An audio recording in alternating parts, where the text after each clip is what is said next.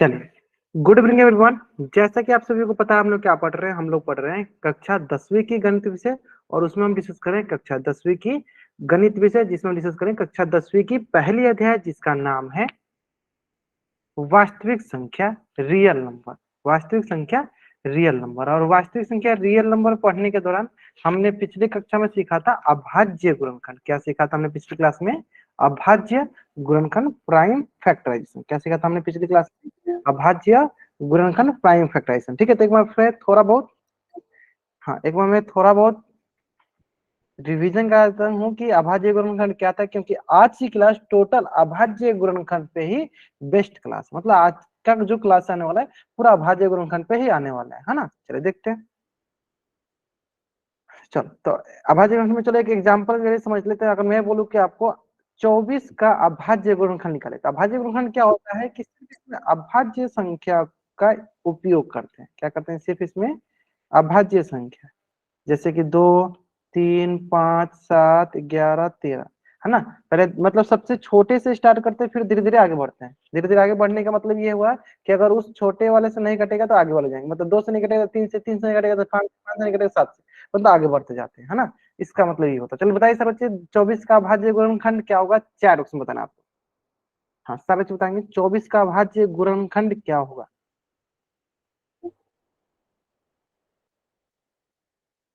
जल्दी बताएंगे सर बच्चे, 24 का अभाज्य गुणनखंड क्या होगा?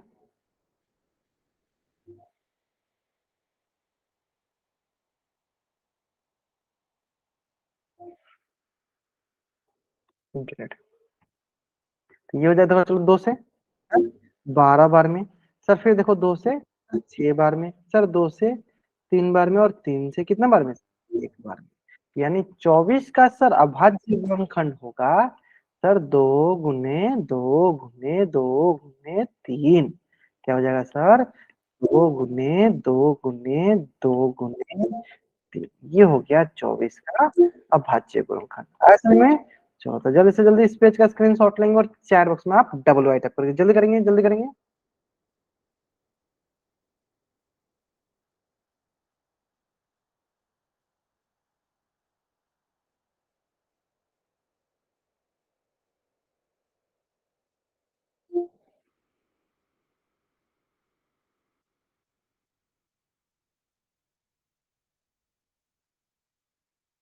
ठीक है, चलिए अब तो देखो इससे नेक्स्ट क्वेश्चन, इसी से रिलेटेड एक क्वेश्चन है जिसका उत्तर आपको करना है पोल सेक्शन। तो सारे के सारे बच्चे आंसर करेंगे, सारे के सारे बच्चे आंसर करेंगे। ठीक है, आंसर करना आपको पोल सेक्शन में जाकर।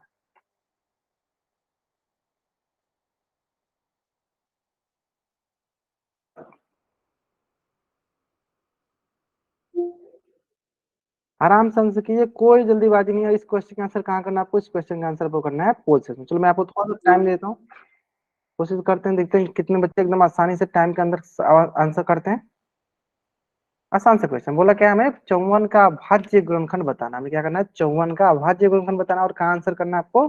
पोल सेक्शन में जाके आपको आंसर करना है। ठीक है, चलो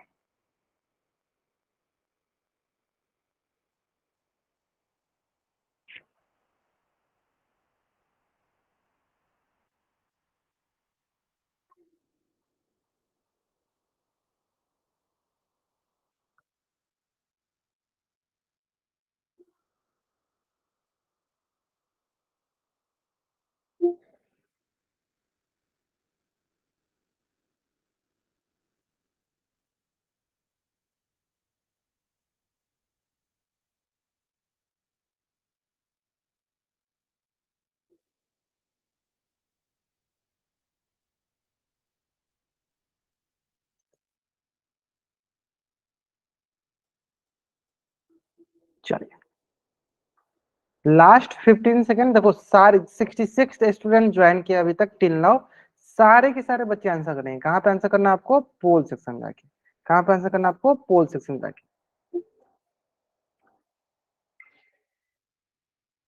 ठीक है, बहुत बढ़िया, बहुत बढ़िया।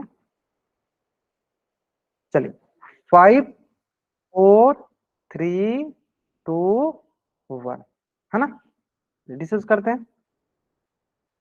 सबसे पहले देखते हैं चलो 54 का, है ना। अभाज्य गुणनखंड देखना है तो स्टार्ट करते हैं 2 से। तो ये देखो 2 दूनी 4, 2 सत्ते 14। तो देखते हैं 3 से कटेगा, 2 से पहले कटेगा, आपके 3 कितना होगा, 3 नवा 27। फिर देखते हैं सर 3 त्रिका 9, है ना। तो क्या हो जाएगा 54 का हमारे गुणनखंड क्या आ जाएगा, देखते हैं 54 का गुणनखंड हो जाएगा हमारे पास, देखो 2 3 3 3, है ना। क्योंकि ये देखो 2 गुने 3 गुने 3 गुने 3, तो कौन सा ऑप्शन दिख रहा है सर, चलो मैच कर लेते हैं, एक बार चेक कर लेते हैं कौन सा ऑप्शन मैच कर रहा है। सर 3 2 हो गया, इसलिए गलत हो गया। इसमें 1 2 है और 3, है ना, यानी दूसरा सही है, तीसरा गलत, चौथा गलत, है ना। चलो तो जल्दी से आप इस पेज का स्क्रीनशॉट लीजिए और चैट बॉक्स में आप डबल वाई टाइप कर दीजिए। जल्दी से आप इस पेज का स्क्रीनशॉट लीजिए और चैट बॉक्स में आप डबल वाई टाइप कर दीजिए, जल्दी करेंगे।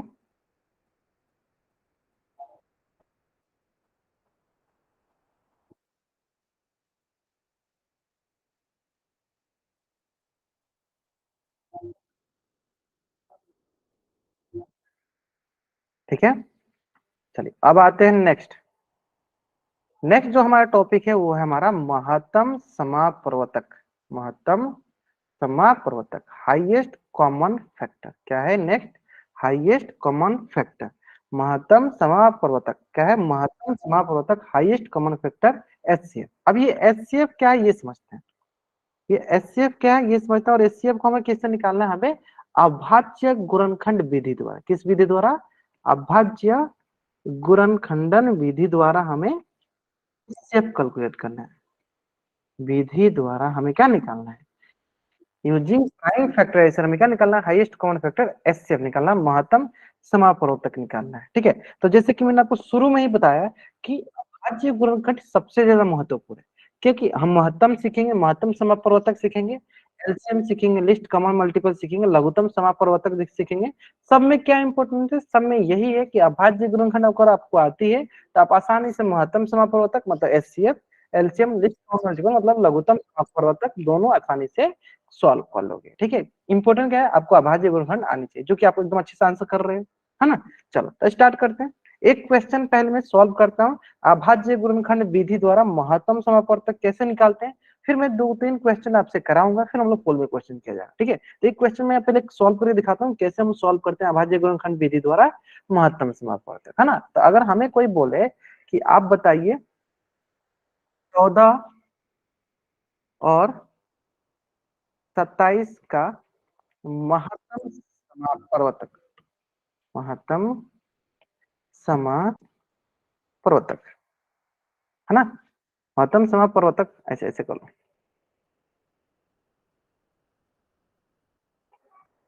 है ना। तो क्या करेंगे सिंपल, देखो एक मैं क्वेश्चन सॉल्व करता हूँ फिर उसके बाद आगे आप सॉल्व कीजिए। ठीक है, देखो हमें क्या करना है, सबका, हमें क्या करना है, सबका निकालना है गुणनखंड, अभाज्य गुणनखंड। क्या निकालो, अभाज्य गुणनखंड। ऐसे करो, यहाँ पे 27 की जगह पे ऐसे कर लो, 36 कर लो। मैं 27 जगह क्या करो 36 कर लो, है ना। चलो हमें क्या करना, महत्तम समापवर्तक निकालना है, तो सबसे पहले क्या करेंगे, सबका गुणनखंड निकालेंगे, है ना। चलो सबसे पहले निकालते हैं अभाज्य गुणनखंड, 14 का अभाज्य गुणनखंड निकालेंगे और इधर 36 का अभाज्य गुणनखंड निकालते हैं, है ना। क्या मिलता है ना। चलो सबसे पहले 14 का निकालते हैं, देखो तो हो गया, अभाज्य गुणनखंड निकालना है तो 2 सत्ते 14 और 7 एकम 7, है ना। फिर देखो सर 2 से 18 दूनी 36, फिर देखो 2 नवा 18, फिर 3 त्रिका 9, फिर 3 एकम 3, है ना।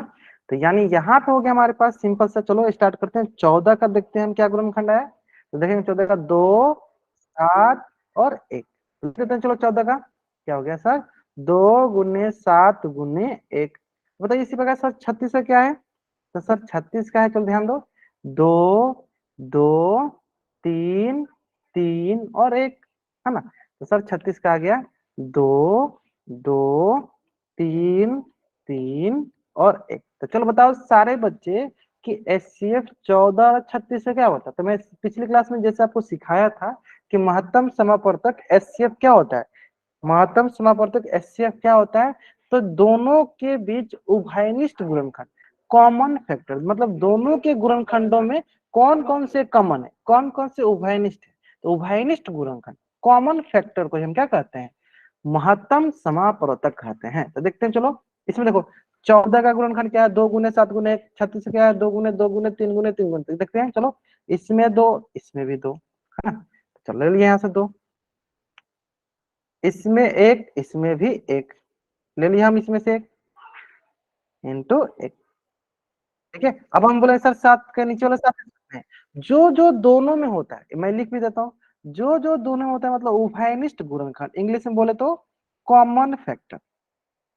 उभयनिष्ठ गुणनखंड बोले इंग्लिश में बोले तो कॉमन फैक्टर, कॉमन फैक्टर। ये हो गया, देखो हमारे पास 2। ऐसे में कॉमन फैक्टर कौन सा, कोई वही होगा। तो जल्दी से आप इस पेज का स्क्रीनशॉट लो और चैट बॉक्स में आप डबल ऐड करो। हाँ देंगे, पोल में भी कराएंगे बाबू, पोल में भी क्वेश्चन करेंगे, बहुत ढेर सारे क्वेश्चन करेंगे पोल में भी। एक बार पहले क्वेश्चन हम लोग प्रैक्टिस कर लेते हैं, फिर हम लोग पोल में भी क्वेश्चन करेंगे, है ना बाबू। चलो क्लियर है, तो जल्दी से आप इस पेज का स्क्रीनशॉट, बाकी आप लोग आंसर एकदम सही। जल्दी से आप इस पेज का स्क्रीनशॉट लीजिए और चैट बॉक्स में आप डबल राइट कर दीजिए। ठीक है, अब देखो तो इसी की तरह हम ढेर सारे थोड़ा क्वेश्चन कर लेते हैं, फिर हम पोल में भी क्वेश्चन करेंगे, है ना। चलो तो देखो एक क्वेश्चन जो कि आपके स्क्रीन पे क्वेश्चन है, आपको निकालना है एचसीएफ किसका किसका, 12 और 15 का बनाइए, और बताइए क्या होगा एचसीएफ 12 और 15 का एचसीएफ क्या होगा, चैट में बताइए। मतलब 12 और 15 का एचसीएफ मतलब आपको क्या करना है, एक बार 12 का गुणनखंड निकालना है, एक बार 15 का। बताइए सब बच्चे क्या होगा, चैट में बताना आपको, जल्दी करेंगे। 12 और 15 का हमें एचसीएफ बताना है।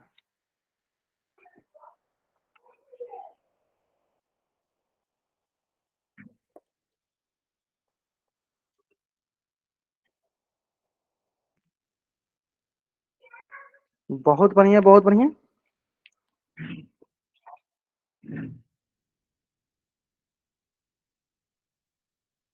क्या दिख रहा है, 3 दिख रहा है, ग्रेट ग्रेट ग्रेट, बहुत अच्छा,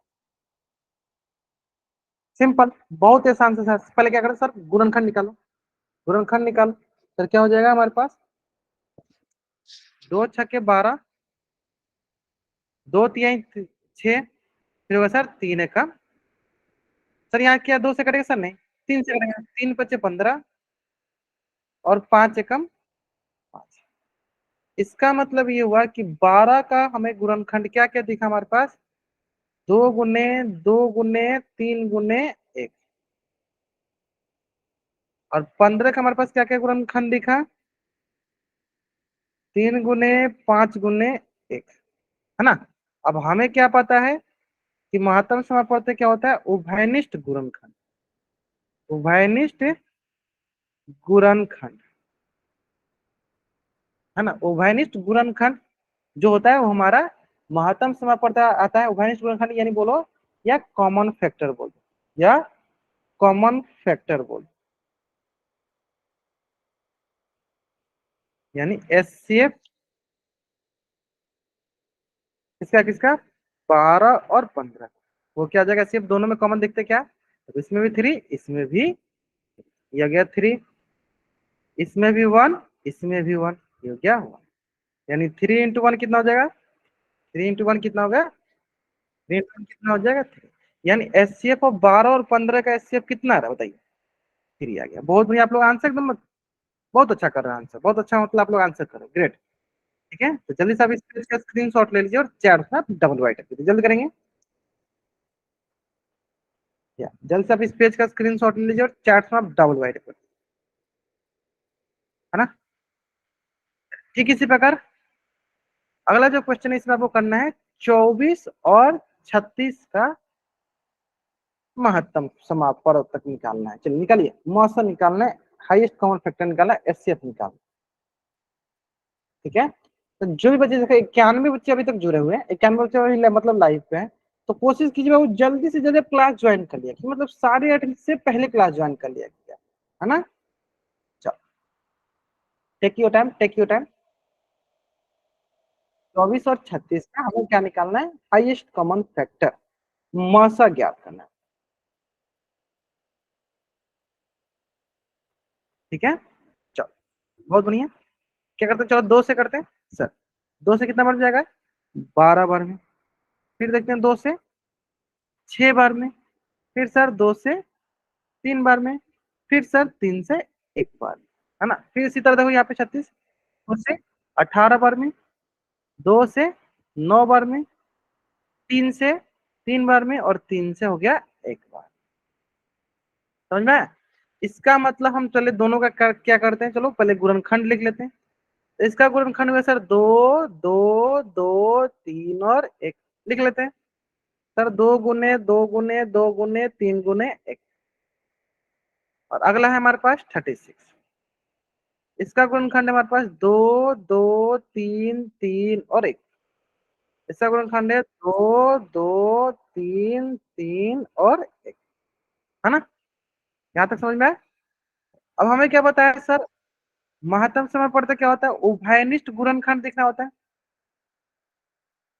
उभयनिष्ठ गुणनखंड देखना होता है, मतलब कॉमन फैक्टर देखना होता है। कॉमन फैक्टर देखना होता है, ठीक है। तो कॉमन फैक्टर यानी एचसीएफ हम देख लेते हैं। चलो एचसीएफ ऑफ 24 और 36 क्या आने वाला, चलो ध्यान देते हैं। पहला, ये दोनों यहाँ पे देखते हैं, दोनों से इसमें से भी देखो दो यहाँ पे, इसमें दो क्या, इसमें दो, ऐसा नहीं, इसमें 3 तो इसमें भी 3, इसमें 1 इसमें भी 1, तो ये आ गया यहाँ पे। कितना हो जाएगा टोटल, ये हो जाएगा हमारे पास 2 दूनी 4 और 4 3 12। 2 दूनी 4 और 4 3 12, कितना हो जाएगा 2 दूनी 4 और 4 3 12, यानी एचसीएफ कितना आ गया, एचसीएफ आ गया हमारे पास 12। एचसीएफ कितना आ गया, एचसीएफ आ गया 12। आगे समझ में? चलते जल्दी से आप इस पेज का स्क्रीनशॉट लीजिए और चैट बॉक्स में आप डबल वाई टाइप कर दीजिए। जल्दी से आप इस पेज का स्क्रीनशॉट लीजिए और आप चैट बॉक्स में डबल वाई टाइप कर दीजिए।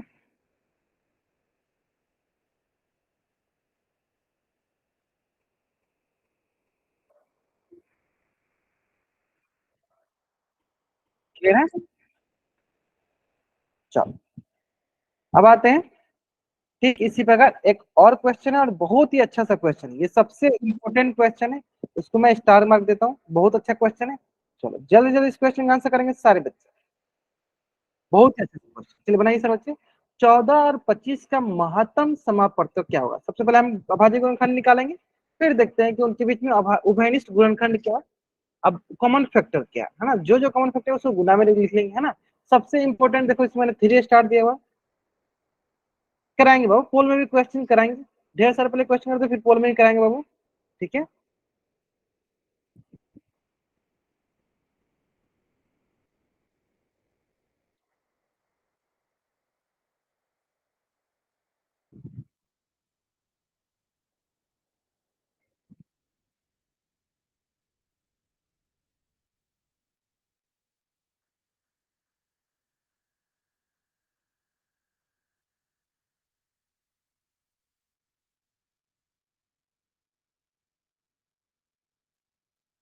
ग्रेट, मतलब सही आने लगा, बहुत अच्छा आंसर करो। देखो सर सिंपल, देखो सर 2 7 14 और 7 1 ये 50 25 और 5 एकम, यहाँ पे आ गया हमारे पास, देखिए 14 का गुणनखंड क्या क्या आ गया, 2 7 और 1, क्या आ गया हमारे पास, 2 इंटू 1। सर 25 से क्या क्या है गुणनखंड, इसका आ गया 5 5 गुने 1। 25 का आ गया हमारे पास 5 गुने 5 गुने 1, यानी इसका मतलब हमें क्या दिख रहा है, इसका मतलब ये दिख रहा है, उभयनिष्ठ गुणनखंड हमें क्या दिख रहा है, उभयनिष्ठ गुणनखंड हमें दिख रहा है। यानी अगर कॉमन फैक्टर दोनों में देखेंगे क्या क्या दिख रहा है, दोनों में कॉमन फैक्टर हम ध्यान से देखेंगे क्या होगा हमारे पास,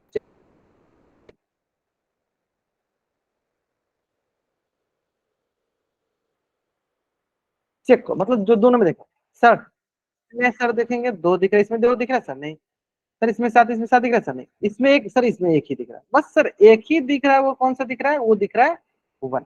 यानी इसका एचसीएफ क्या हो जाएगा सर, इसका एचसीएफ हो जाएगा, इसका महत्तम समापवर्तक हो जाएगा 1। क्या हो जाएगा, इसका महत्तम समापवर्तक हो जाएगा 1। चलिए जल्दी से आप इस पेज का स्क्रीनशॉट लीजिए और चैट बॉक्स में जल्दी से आप इस पेज का स्क्रीनशॉट ले लीजिए और चैट में आप डबल वाई टाइप कर दीजिए, जल्दी करेंगे। हाँ, आप इस पेज का स्क्रीनशॉट ले लीजिए और चैट में आप डबल वाई कर दीजिए।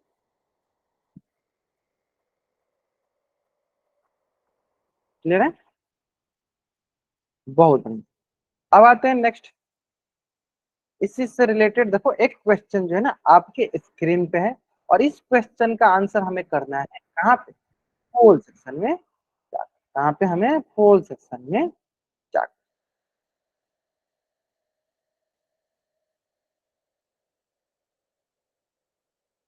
चलो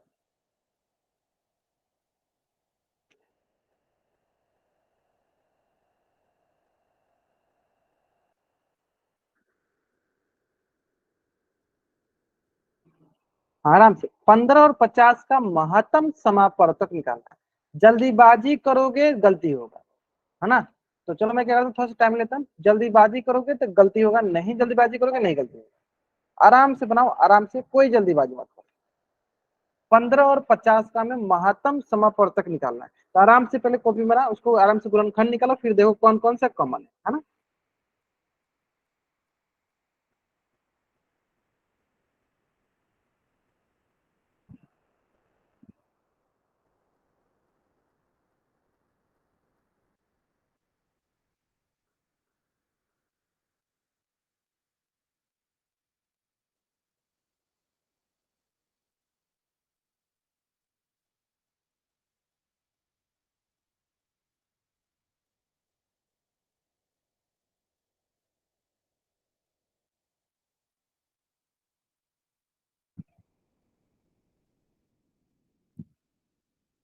ग्रेट,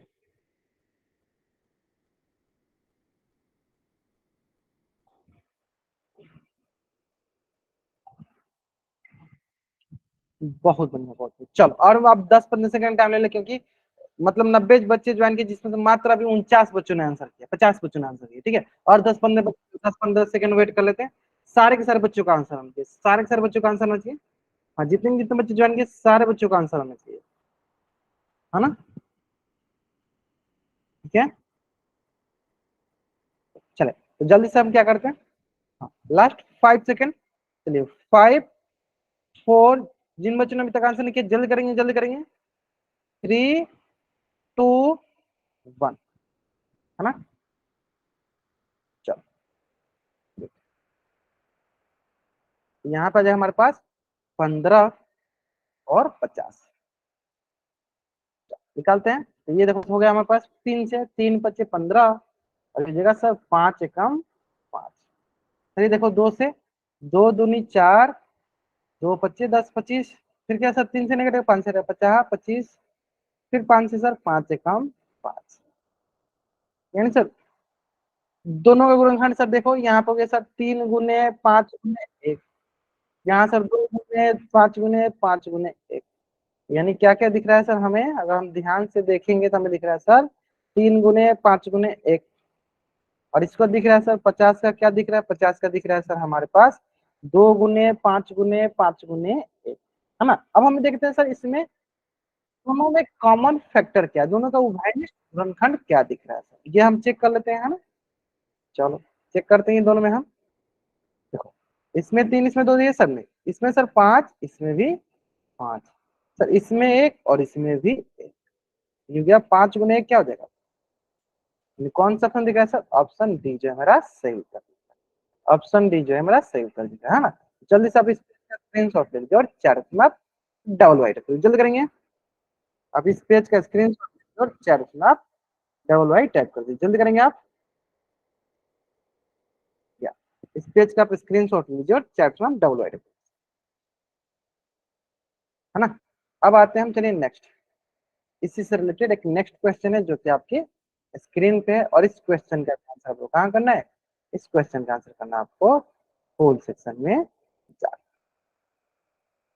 चलो क्वेश्चन क्या है, क्वेश्चन हमारे पास 42 और 125 का हमें क्या निकालना है, महत्तम समापवर्तक। चलो आपके पास में, चलो 2 मिनट के समय देता हूँ क्योंकि नंबर ऑफ स्टूडेंट ज्यादा है, तो थोड़ा सा कोशिश करो कि समय के अंदर टाइम से, मतलब कि देखो जल्दीबाजी में करोगे तो गलती हो जाएगा, तो आपके पास समय है, आराम से आप प्राइम फैक्टराइजेशन निकालो फिर करो।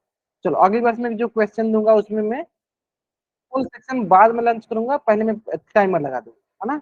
1 मिनट, क्योंकि कुछ बच्चे बिना आंसर किए क्या करते हैं, बिना आंसर किए क्या करते हैं, डायरेक्ट फुल सेक्शन जाके आंसर करने लगते हैं। तो ऐसे करने पर अधिकतर समय आंसर गलत हो सकता है ना। चलो आराम से करो, पहले आराम से सॉल्व करो क्वेश्चन, बहुत ही आसान सा क्वेश्चन है ना। 42 और 125 का हमें निकालना है महत्तम समापवर्तक।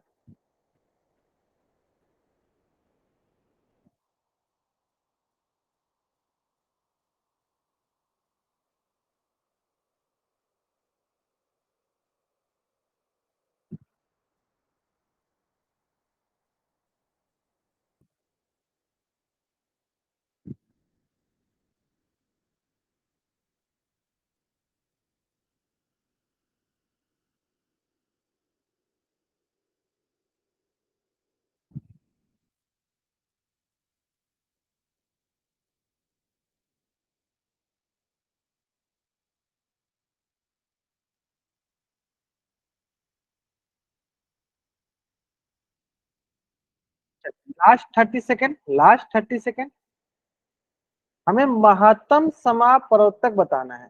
सिंपल, अगर हम इसका गुणनखंड अभाज्य गुणनखंड निकालते तो आसानी से कर लो, अगर आप अभाज्य गुणनखंड निकालते तो इसका क्वेश्चन आसानी से कर लो, इस क्वेश्चन आसानी से कर लो। और ये सब जैसे उसमें मैंने ट्रिपल स्टार डाला था, इसको आप 5 स्टार डाले, मतलब बहुत इंपॉर्टेंट इंपॉर्टेंट क्वेश्चन है।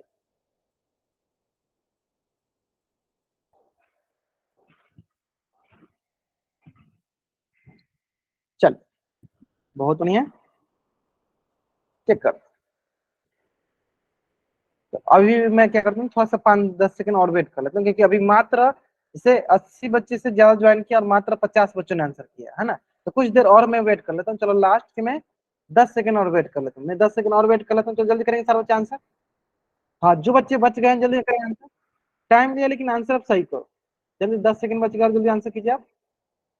ग्रेट ग्रेट ग्रेट, हाँ जो भी बच्चे अभी तक आंसर नहीं किए जल्दी करेंगे। देखो, अगर पोल सेकंड में अगर आप आंसर नहीं करते हो तो इसका मतलब मैं क्या मानूंगा कि आप क्लास में प्रेजेंट नहीं थे, इसलिए तो आपने आंसर नहीं किया। यानी पोल सेक्शन में आंसर करना अनिवार्य है ना। चलो, लास्ट 5 सेकेंड, 5, 4, 3, 2, 1, है ना, है ना। चलो, स्टार्ट करते हैं, स्टार्ट करते हैं। सबसे पहले इसका गुणनखंड निकालते हैं सर, 2 से। 2 दूनी 4, 2 एकम 2। सर इसका निकालते हैं, 2 से कटेगा सर, नहीं 3 से, 3 7 21। सर 7 एकम 7। इसका निकाल सर, 2 से कटेगा सर, नहीं 3 से कटेगा सर, नहीं 5 से। तो 5 से कटेगा किसी 25 25 125। फिर सर 5 से कटेगा 50 25। फिर सर 5 से कटेगा तो 5 एकम 5। चलो, अब दोनों का गुणनखंड लिख लेते हैं पहले।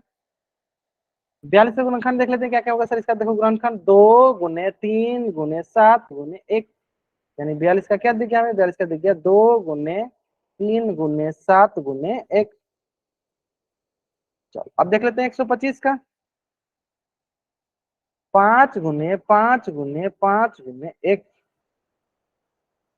5 × 5 × 5 × हमें क्या करना है, दोनों के बीच हमें देखना है क्या कॉमन है, मतलब एचसीएफ किसका किसका, 42 और 125 के बीच हमें देखना है क्या कॉमन है ना। तो देखो, इसमें भी 2, इसमें क्या 2 है सर, नहीं। इसमें 3 क्या, इसमें सर 3 है, नहीं। इसमें 7 क्या, इसमें 7 है क्या। मतलब हमें इसमें से कोई दिख नहीं रहा, सिर्फ हमें एक ही दिख रहा है, वो कौन दिख रहा है सर, वन। क्योंकि एचसीएफ क्या होता है सर, दोनों के बीच उभयनिष्ठ गुणनखंड। अब उसके बीच कॉमन फैक्टर, तो कौन सा सर कॉमन फैक्टर दिख रहा है, सिर्फ सर एक ही दिख रहा है। यानी इसका एचसीएफ क्या होगा सर, एचसीएफ होगा एक। एचसीएफ होगा क्या। कितना आसान सा क्वेश्चन था, इसलिए मैंने इसको बोला, मैंने इसको 5 स्टार में इसको रेटिंग करूंगा, क्योंकि इसको इस प्रकार के क्वेश्चन में बच्चे सब गलत ज्यादा करते हैं, क्योंकि वो जल्दीबाजी में आंसर करते हैं और जल्दीबाजी के चक्कर में आंसर गलत हो जाता है ना। चलो, उम्मीद करते हैं सारे बच्चों को अच्छे समझ में आ गया। चलिए जल्द से आप इस पेज स्क्रीनशॉट ले लीजिए और चैट बॉक्स में आप डबल वाई टाइप कर दीजिए। क्लियर है ना, एकदम अच्छे से समझ में आ गया होगा आपको, है ना। चलिए, अब आते हैं हम लोग नेक्स्ट, जो टॉपिक है अपना वो है लघुत्तम समापवर्तय। लघुत्तम समापवर्तय, लिस्ट कॉमन मल्टीपल। इसको अभी हम लोग अभाज्य अभाज्य गुणनखंड विधि, अभाज्य गुणनखंडन विधि द्वारा इसको हम सॉल्व क्या करेंगे, हम अभाज्य गुणनखंडन विधि द्वारा हम इसे क्या करेंगे, हल करेंगे, है ना। तो जैसे कि आपको मैंने अभाज्य गुणनखंडन विधि द्वारा यूजिंग प्राइम फैक्टराइजेशन मैंने आपको एचसीएफ सिखा दिया, हाईएस्ट कॉमन फैक्टर निकालना सिखा दिया, महत्तम समापवर्तक निकालना सिखा दिया। ठीक उसी प्रकार इसी विधि द्वारा हम लघुत्तम समापवर्तक निकालना सिखाएंगे। देखिए जैसे कि अगर आपने ध्यान दिया होगा तो हम महत्तम समापवर्तक में हमने जो भी छोटे छोटे थे, जैसे 2 का जो सबसे छोटा पार्ट उसको हमने लिया हुआ तो उसको मैंने कंसीडर किया था।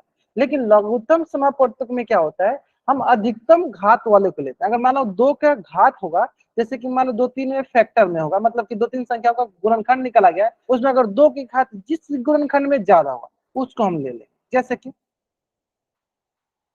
एक क्वेश्चन के जरिए समझते हैं। क्वेश्चन क्या है, 12 और 16। चलो एक क्वेश्चन मैं बताता हूँ, मैं एक क्वेश्चन बताता हूँ, फिर अगले क्वेश्चन से आप इसका आंसर करें। एक क्वेश्चन में यहाँ सॉल्व करता हूँ, नेक्स्ट क्वेश्चन से आप इसको सॉल्व करके बताना, है ना, सिंपल। एक क्वेश्चन के जरिए समझाता हूँ कि कैसे हम अभाज्य गुणनखंड विधि द्वारा लघुत्तम समापवर्तक निकालते हैं। एक क्वेश्चन समझाता हूँ, फिर आपको नेक्स्ट क्वेश्चन से बताना, है ना। चलो देखो सिंपल, तो क्या हो जाएगा सर, 2 छक्के 12, 2 तिहाई 6 और 3 एकम 3। फिर उसके बाद देखो 2 अठे 16, 2 चौके 8, 2 दूनी 4 एंड 2 एकम। इस प्रकार ये हो जाएगा 12 का क्या क्या गुणनखंड हो जाएगा, चलो इसे देखते हैं क्या हो जाएगा। 12 का गुणनखंड हो जाएगा हमारे पास, सिंपल सा बता दो क्या क्या हो जाएगा, चलो देख लो, 2 2 3 और 1। 12 का क्या क्या गुणनखंड हो जाएगा, 2 गुने 2 गुने 3 गुने 1। ठीक है, चलो अब देख लेते हैं इसी प्रकार 16 का देख लेते हैं। तो बताइए 16 का क्या क्या गुणनखंड हो जाएगा, 2 गुने 2 गुने 2 गुने 2 गुने 1। ये हो गया 16 का, चेक कर लेते हैं। 16 हो गया 2 गुने 2 गुने 2 गुने 2, एक 2 ज्यादा हो गया, एक, है ना। तो अब देखो इसको मैंने पिछली क्लास में जब मैंने घात घातांक वाला सिखाया था, उस समय भी मैंने आपको सिखाया, उसमें हमने क्या दिखाया था आपको, है ना। चलो ध्यान से देखिए उस समय हमने क्या सिखाया था, ध्यान समझेंगे। उस समय हमने सिखाया था कि अगर एक ही संख्या को अगर बार बार लिखते हैं, मान लो अगर देखें 2 × 2 है तो एक ही संख्या 2 बार लिखा है, यानी इसको हम कैसे लिख सकते हैं, इसको हम ऐसे लिख सकते हैं। देखो इसको हम ऐसे लिखेंगे, मान लो कि ये 2 ये 2 कितनी बार लिखा है सर, 2 बार, तो इसको हम ऐसे लिख देंगे 2 की घात 2 गुने, सर 3 कितनी बार लिखा है सर, 1 बार, तो 3 की घात 1 लिख देते हैं। ठीक है, ठीक उसी प्रकार यहाँ पे बताओ 1 2 3 4, मतलब 2 की घात 4 इंटू 1, इसमें भी तक इंटू लिख लो 1। तो इसका मतलब क्या हुआ, हम इसको ऐसे क्यों लिख रहे हैं, हम इसको यहाँ पे ऐसे इसलिए लिख रहे हैं ताकि लघुत्तम समापवर्तक में हम अधिकतम घात वालों को लेते हैं। जैसे 2 के ऊपर वाला में 2 की घात 2 है और नीचे 2 की घात 4 है, तो किसके पास ज्यादा घात है, हम बोलेंगे सर 16 के पास 2 की घात 4 ज्यादा है, तो हम इसमें अधिकतम घात वाले को लेते हैं, है ना। किसको लेते हैं, अधिकतम घात वाले को। जैसे कि अगर मैं बोलूं, अगर मैं बोलूं कि सर इसका जो एलसीएम होगा 12 और 16 का, तो क्या ध्यान रखो, सबसे पहले देखो कि 2 के पावर 2 और 2 के पावर 4, 2 के पावर 2 4 और 2 के पावर 2 में कौन बड़ा है, तो बोलोगे सर 2 के पावर 4 बड़ा, तो उसको ले लो पावर 4। ठीक है, फिर हमें देखना होता है सर अगला, सर 3 के पावर 1 है और कहीं 3 के पावर 1 है, कहीं नीचे वाला 3 के पावर 1, सर नहीं, एक ही दिया गया सर 3 के पावर 1, और यही सबसे ज्यादा होगा क्योंकि और सब 3 के घात है नहीं, यानी 3 की घात 1 हो गया। सर दोनों में के तो 1 लिख लो, गुना कर लो। एक लिखने की जरूरत भी नहीं थी, आप बिना एक लिखे भी इस क्वेश्चन को सॉल्व कर सकते थे, मतलब आपको एक लिखने की जरूरत भी नहीं थी। यहाँ पर गया 2 की घात, ऐसा में आप बिना एक लिखे भी काम चला सकते थे, मतलब एक लिखने की आपको जरूरत भी नहीं, है ना।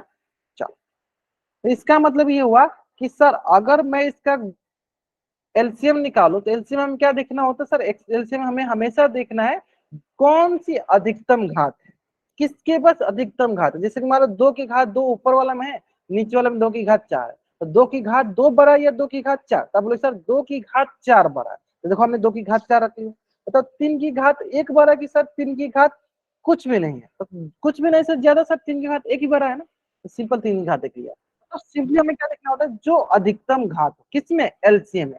लेकिन एचसीएफ में हमें क्या करना होता है, एचसीएफ में हमें हमेशा कॉमन देखना होता है, लेकिन एलसीएम में कॉमन नहीं देखना, हमें अधिकतम घात वाले को देखना है ना।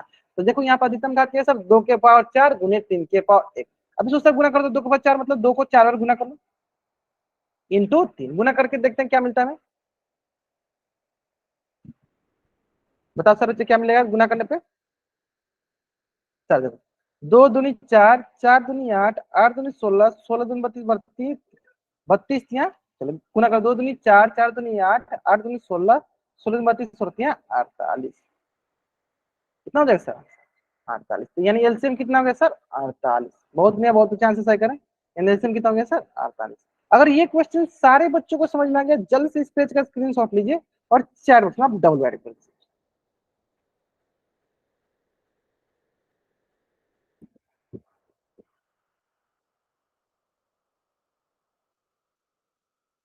और ये क्वेश्चन सारे बच्चों को समझ में आ गया, जल्द से आप इस पेज का स्क्रीनशॉट लीजिए और चैट में डबल वेरीफाई कर दीजिए, है ना। अब देखो इसी से रिलेटेड दूसरी क्वेश्चन है। चलो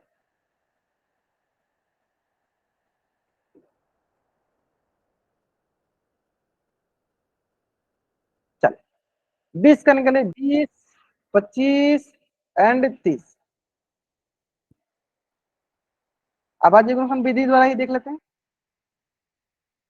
20, 25 और 30, चलिए निकालिए, सर्वोच्च निकालेंगे और बताएंगे। हाँ चार से बताएंगे, 60 4 से।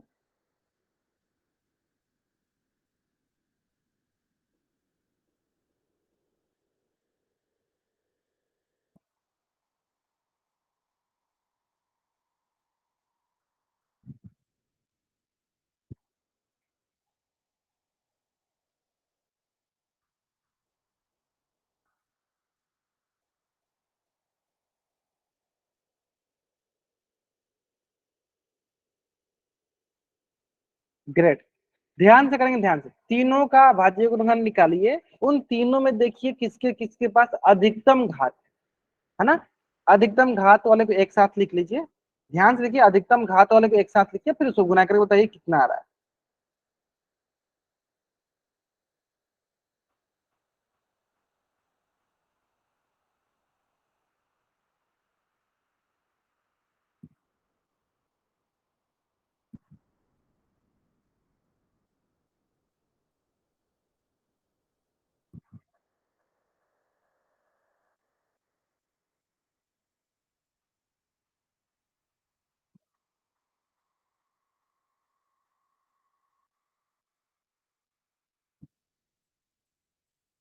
ठीक है, बहुत आसान, सिंपल। चलो चेक करते हैं, चलो अभाज्य गुणनखंड निकालते हैं।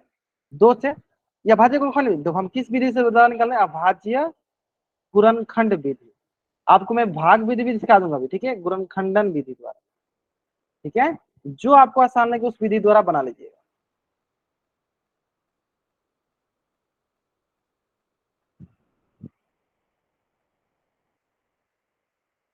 क्या है, देखो 10 दूनी 20, फिर देखते हैं सर 2 से 5 बार में, फिर सर देखें 2 5 से 1 बार में, ठीक है। यहाँ से चलो इसका लिखते हुए चलो, यानी क्या हो गया सर, 20 का 2 गुने 2 गुने 5 गुने 1, यानी ये लिखा है सर 2 कितनी बार, 2 बार, 2 के पावर 2 इंटू 5। अब आते हैं सर 5 वाले, 50 25, और क्या है 5 का 5 एकम, इसका मतलब क्या बोलेंगे, 25 जो है किसके बराबर है, देखो 5 गुने 5 गुने 1 के बराबर, 5 गुने 5 गुने के बराबर, यानी ये हो गया 5 की घात 2 गुने 1, 5 की घात 2 गुने।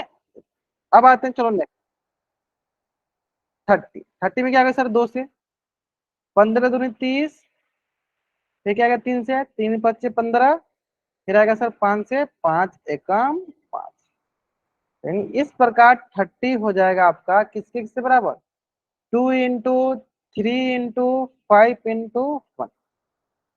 क्या क्या आ जाएगा, 2 इंटू 3 इंटू 5 इंटू 1, 1 लिख भी सकते हैं, नहीं भी लिख सकते, 1 को लिखने की जरूरत भी नहीं है, आप 1 लिख भी सकते हो, नहीं भी लिख सकते हो ना। चलो, तो इसका मतलब अगर आप ध्यान से देखोगे तो यहाँ पाएगा सर 2 की घात 1, 3 घात 1 और 5 की घात 1। अब आते हैं सर एलसीएम निकालने। एलसीएम किसका किसका, 20 25 एंड 30। हाँ चलो ध्यान देते हैं, अब देखो, अगर हम फिर से सुनो, अधिकतम घात वाले को लेते हैं, अधिकतम घात वाले के लेते हैं, इसका कहने का मतलब समझना पहले। अधिकतम घात वाले कहने का मतलब समझना है कि अगर हम दो की पावर की बात करें, यानी दो वाले संख्या की दो वाली संख्या अगर हम लेने जाएंगे, तो उसमें हम देखेंगे कि तीनों के गुणनखंड में दो की अधिकतम घात किसके पास है। अगर हम दो की बात करेंगे, तो जैसे कि अगर ध्यान से देखोगे आप, तो देखो इसमें दो की घात दो है, इसमें सर नहीं है, इसमें सर दो की घात एक ही है। तब दो की घात दो ज्यादा या दो की घात एक, तो बोलेंगे सर दो की घात दो ज्यादा, तो इसके इसके पास ले लेंगे सर दो की घात इंटू। अब देखते हैं चलो ध्यान से, सर अब आते हैं तीन की घात, तीन की घात मतलब यहाँ पे तीन की घात सर एक है, और किसी में तीन की घात है सर नहीं, एक ही है तो एक ही ले लो, तीन की घात एक। लेकिन सर पांच की घात में दो जगह दिख रहा है, कौन कौन सर, यहाँ पे देखो सर पांच की घात एक है, यहाँ पे देखो पांच की घात दो है, तो कौन सा लेंगे सर, पांच की घात बहुत ज्यादा होता है ना, यानी, और यहाँ पे भी देखो पांच की घात एक ही है, यानी पांच का अगर बात करने जाएंगे पांच की संख्या में, तो पांच की संख्या में पांच की घात किसके पास ज्यादा है, तो दूसरा वाला जो गुणनखंड है ना, इसके पास पांच की घात ज्यादा है, तो उसको हमने ले लिया। आगे समझ में, चलो अब जो भी हमें ये संख्याएं मिले, जो भी गुणनखंड से हमें मिला, इसको क्या करेंगे, हम गुना करके देखते हैं क्या मिलता है हमें, है ना, सिंपल सा। चलिए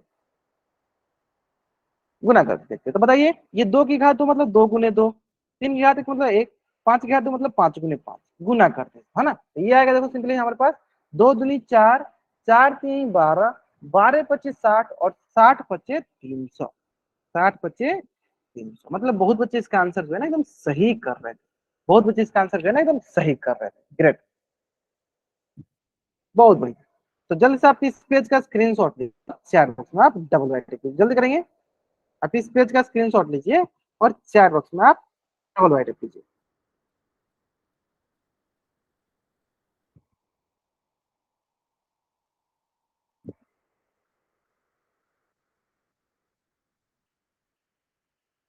ग्रेट,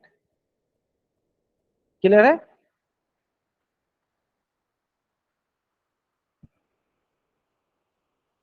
हाँ, अब देखो, अब ये तो हो गया हमारा किस मेथड से, अभाज्य गुणनखंड विधि द्वारा से। हम इसे ना, हाँ, हम इसे ना आपको भाग विधि द्वारा ही बताते हैं, है ना, चलो यहाँ तक तो समझ में आ गया। अब हम क्या करते हैं, इसको थोड़ा भाग विधि द्वारा, चलो इसका मैं थोड़ा सा डुप्लीकेट कौन सा था,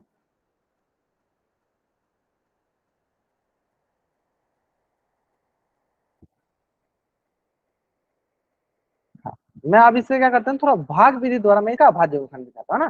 तो भाग विधि में क्या होता है, देखो 20, 25 एंड 30, तो सबसे छोटे से पहले स्टार्ट करते हैं भाग विधि, और ये सबको आता होगा मोस्टली, तो ये सबको आता है ना, चेक करते हैं भाग विधि द्वारा, ठीक है, चलो देखते हैं। तो देखो क्या होगा सर, दो से देखते हैं, सर दो से कितना बार में जाएगा सर, 10 बार में। सर ये दो से कटेगा सर, नहीं कटेगा, नहीं कटेगा तो उसको ऐसे ही रख देंगे। सर ये दो से कटेगा सर, हाँ 15 बार में कटेगा। फिर आते हैं सर, फिर सर दो से जाएंगे सर, एक ही करा, कम से कम दो कटना चाहिए, फिर हम दो से कटाएंगे। तीन से कटेगा सर, कटेगा सर नहीं, पांच, पांच से देख लेते हैं। सर देखो पांच दूनी 10, ये हो गया, पचास पच्चीस, आठ 15, अब सर कोई कटने वाला है सर, दो से तीन से पांच से नहीं कटने वाला है, सिंपल सिंपल है, तो क्या करते हैं सबको एलसीएम में ले लेते हैं। एलसीएम में क्या हो जाएगा, दो गुने पांच गुने दो गुने पांच गुने तीन, यानी ये हुआ एलसीएम में दो गुने पांच गुने दो गुने पांच गुने तीन, गुना कर दो। सब पांच दूनी 10, 10 दूनी 20, 20 पचे 100, 100 तिहाई 300, तो कितना आ गया सर, यहाँ से भी देखो 300 आ गया, तो ये हो गया हमारी भाग विधि द्वारा। आ गया ना, ये हो गया हमारे पास क्या, भाग विधि द्वारा। आगे समझ में, चलो तो जल्दी से आप इस पेज का स्क्रीनशॉट लो और चैट बॉक्स में आप डबल वाई टाइप करो, जल्द करेंगे। हाँ, इस पेज का स्क्रीनशॉट लेंगे और चैट में आप डबल वाई टाइप कर देंगे, क्लियर है। चलो, आसान था ना, चलो बहुत आसान आसान था। चलिए, तो आज की क्लास में ना हम लोग यहीं तक पढ़ेंगे। अगर यहाँ तक किसी भी बच्चा को कुछ भी डाउट है, वो बच्चा चैट बॉक्स में एन टाइप करेगा और यहाँ रुकेगा, अपना डाउट पूछ लेगा। अगर आपको डाउट नहीं है तो आप चैट बॉक्स में वाई टाइप करके जा सकते हो। आज की क्लास में लोग यहीं तक पढ़ेंगे, है ना, आज की क्लास में लोग यहीं तक पढ़ेंगे। अगर यहाँ तक किसी बच्चे को कुछ भी डाउट है, वो बच्चे चैट बॉक्स में एन टाइप करेगा, अपना डाउट पूछ लेगा। अगर आपको डाउट नहीं है तो आप चैट बॉक्स में वाई टाइप करके जा सकते हो। ओके। चलिए bye everyone, bye everyone, bye everyone. Good night everyone, good night, good night.